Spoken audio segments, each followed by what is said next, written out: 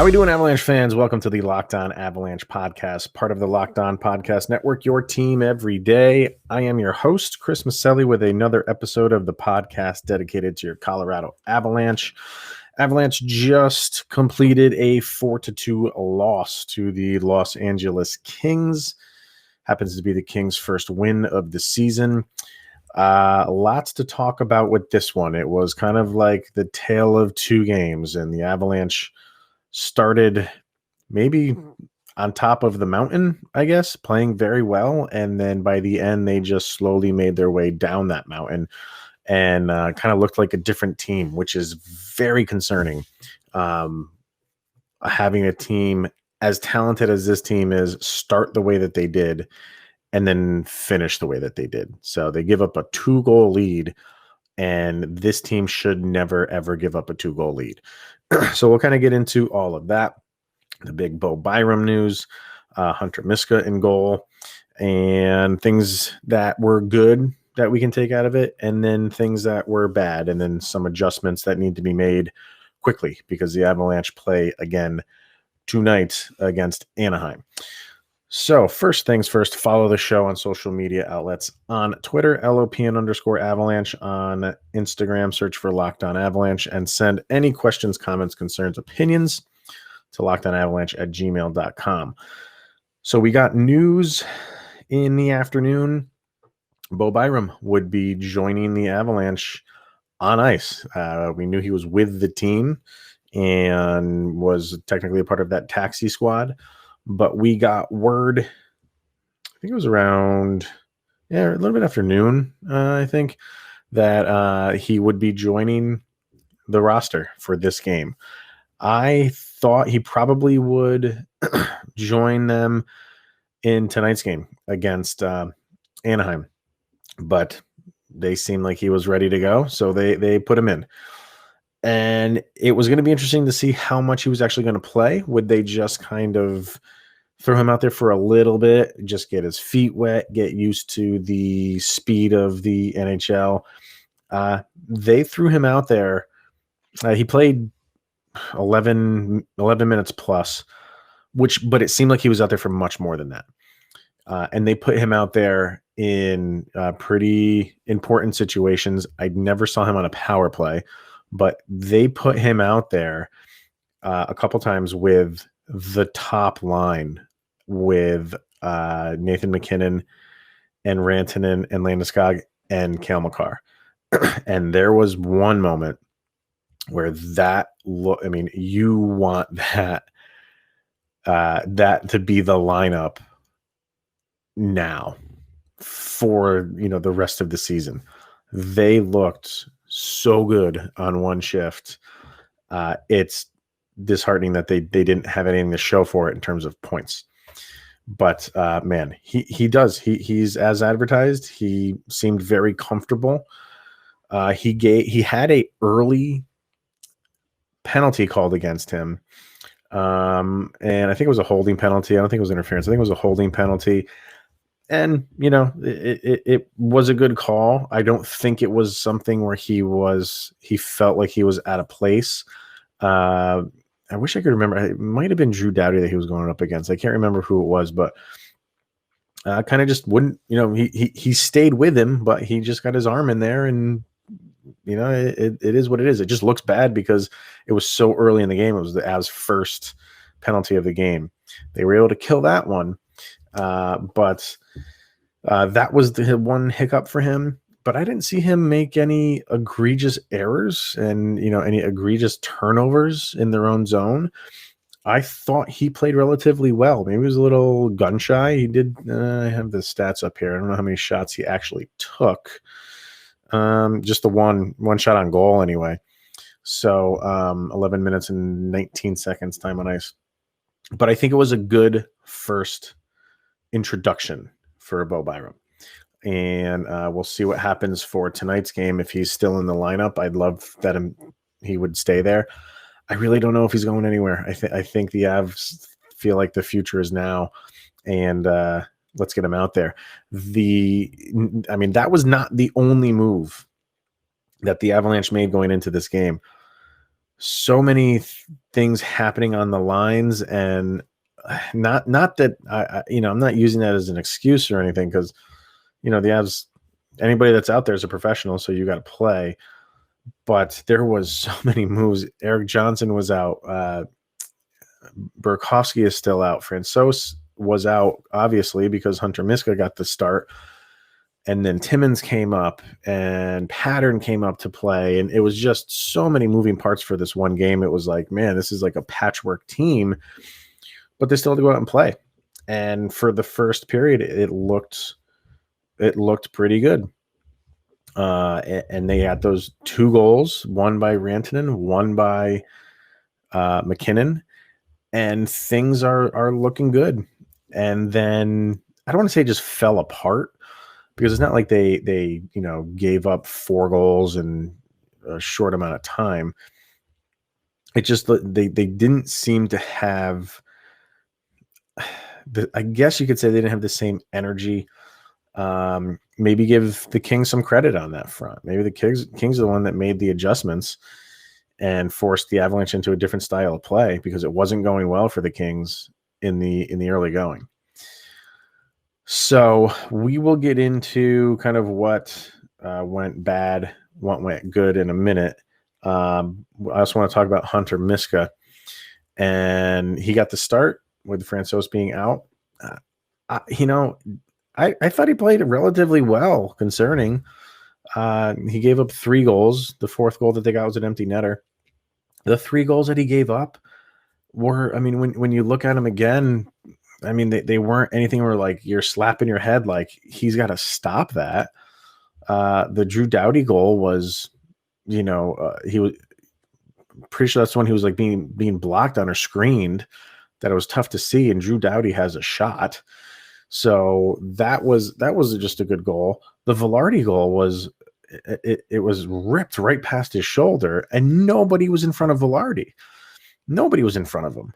So nobody's going to stop that shot. And then the last one the last one was a redirect that I can't remember who scored it, but just had his stick out. I don't even think he was looking at the puck. I think Kopitar to Kempe who passed it to him, and he didn't even see it. He just had his stick on the ice like he should do in front of the net, and it redirected right past Miska. The 3 goals he gave up were nothing where you're like, oh my God, I wish Grubauer was in there because he would have stopped them. He might not have. But those were 3 very good goals by the Kings. And, the Avalanche had their opportunities. Let's not kid ourselves. They had their opportunities. But as far as the 2 new guys, I thought Byram played well. I thought Miska played well. I don't think, he's not the goalie for the future, but he's on the small side. He's not an imposing figure in goal. So I think he's going to be that guy that they plug in every once in a while. And if he plays like that, let's get honest, like 3 goals that the Kings scored on him, very good goals. And the Avalanche had the opportunity to hang 5 at least on the Kings, and they could have gotten him the win. So it's not really on Hunter Miska. Let's get real. This is I thought he played relatively well, and I think the Avs missed a lot of opportunities. So we will talk about those opportunities here in a second. But first, we're going to hear from our friends over at betonline.ag. And with the sports world in full swing in football in the playoffs, with hockey and basketball, and you want to put some money down and make the games interesting, go to betonline.ag. It is the only place that has you covered, and the only place we here at Locked On Podcast Network trust. So go to betonline.ag, sign up for your free account, enter the promo code Locked On, and you get a 50% welcome bonus. So whatever your first deposit is, they will add another 50%. It's a pretty sweet deal. So enjoy the games and bet on some games, especially with the football games and the conference finals coming up for the NFL this weekend. And any future bets you want to put on, Go to the website. You can, like I said, sign up for the free account. Just navigate the website, even if you don't want to put a deposit in right away. Just see how it works, and the things you can bet on are vast. And have fun with it. And then when you're ready, throw some money in your account. And if you enter that promo code Locked On, you will get a 50% welcome bonus. So don't sit on the sidelines anymore. Get in on the action. Don't forget to use the promo code Locked On, and that 50% welcome bonus is in your account after your first deposit. BetOnline.ag, your online sportbook experts. All right, so what went right for the Avalanche? First period went very right. That's how you want to start, especially against a team like the Kings that you are better than, that you want to put away. Mikko Rantanen with a goal 5 minutes in, and then Nathan McKinnon with a goal in the last minute during a power play. So you're looking good on the power play at that point in time. I think you were 1 for 2 after the first on the power play. And then after that, it was just, I don't want to say it was frustration. There was just, and I think one of the announcers said it, like there was just no flow to the game after the first for either team, really. And I think that benefits the Kings. The Avalanche, have a system that they like to play. They want to play that fast, up and down the ice game. And the Kings, for the most part, really didn't let them do that. So I think that frustrated the Avalanche a little bit. And the Kings just did what they needed to do to hang around. That's all that they gave up, those 2 goals. And they felt like, okay, look, the way we came back on them in game 1, let's just keep it there and see what we can do. Maybe we get some lucky shots in, but they didn't even do that. They had really good looks, and they have some players that, they've been around for a little while, like Drew Doughty, who knows what to do with the puck when he needs to. And that kind of started it for them. And they just chipped away and just played a really good defensive game. But there were times where you thought the Avalanche, they started swarming, which is what they're going to do. It happened on occasion. And you felt like if the Avalanche had one of those moments where they were kind of, like I said, swarming around, you felt like they got to score here, because these moments are becoming few and far between. And like I said, there was a moment when the 5 guys on the ice were the big 3 and Byram and Makar.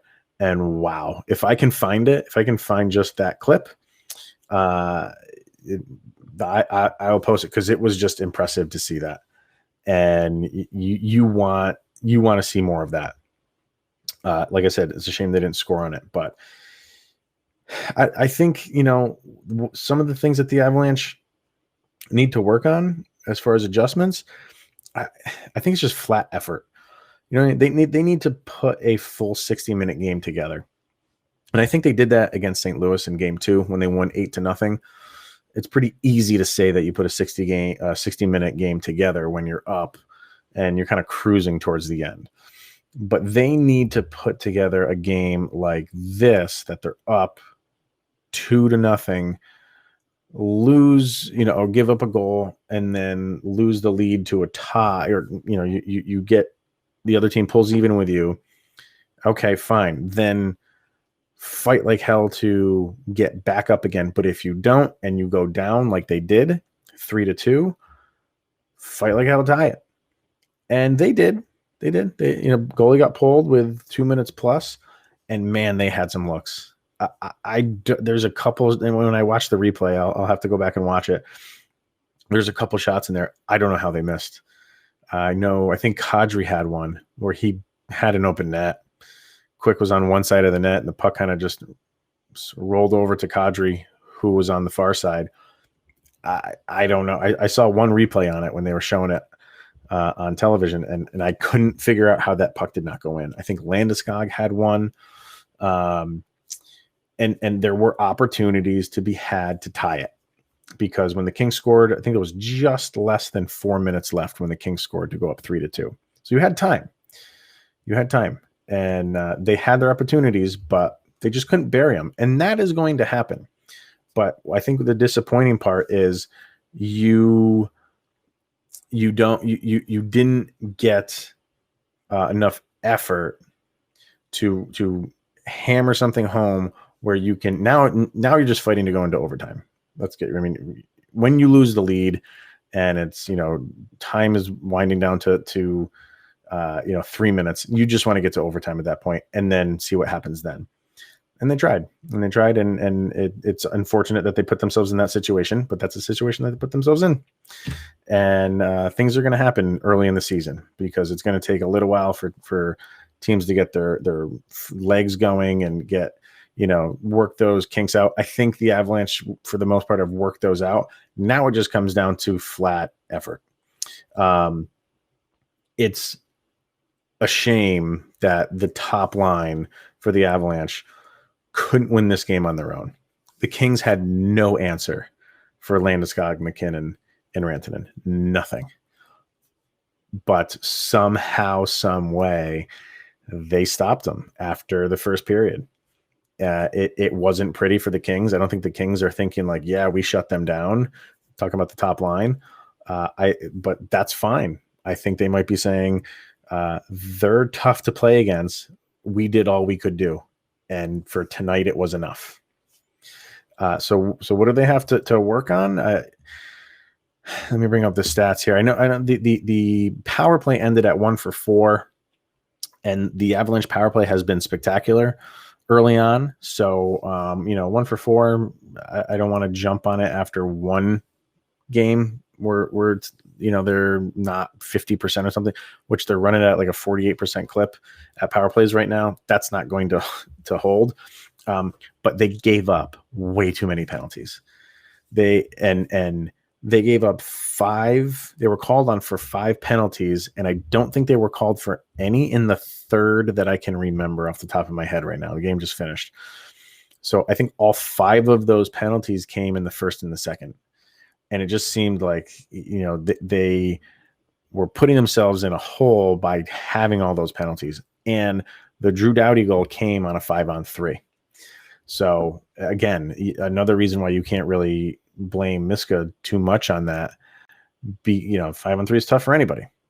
So, it's a loss that you probably shouldn't have encountered. Especially being up 2-0. And that's the part that I'll keep going back to for this game anyway. When you're the Colorado Avalanche and constructed the way you are, going up against a team that is not as talented as you are, and you have them in a 2-0 hole, those are the games that you want to put out and close the door. And last year it was the third period 3-1 leads that we seem to not be able to hold on to. I don't hope there's not a theme like that for this year, but I don't know. And this is the good thing. We don't have to wait very long to see the turnaround. And Jared Bednar is, I haven't watched his press conference yet, but he's probably going to hammer home on effort and how when they get up early 2-0, they can't, take their foot off the gas. LA's a professional team. They are going to keep fighting. They kept fighting in game 1, and they kept fighting now. And they were hungry. They were a hungry team. They want to get their first win of the season. And they're not going to back down for just because it's the Colorado Avalanche. They almost pulled even in game 1, and they're tired of not having a win in their win column. So they're going to fight hard. And I think the Avalanche, they needed to know that. I'm sure, obviously, they did know that, but you could tell as the game went on, the Kings were getting a little bit more confident in how to play with these guys. So it's a loss, and there's going to be more of them. But you want to see the Avalanche kind of perfect knowing how to play with a lead and putting teams away. And that didn't happen tonight.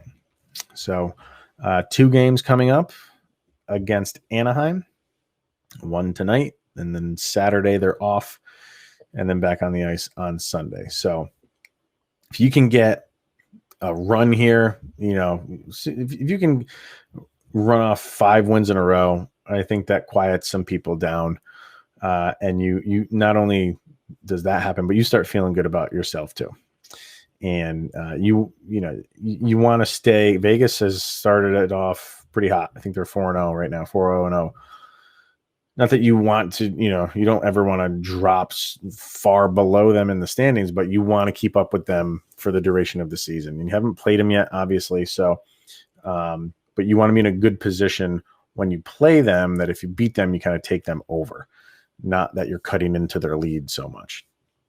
So we'll see how it goes. I'm not concerned. It's like I said, it's still early in the season, although it's a shortened season, and you want the Avalanche to work things out like this, like holding on to a lead is important things, because in an 82 game season, this loss, you would say, like, we have tons of time to work on this stuff.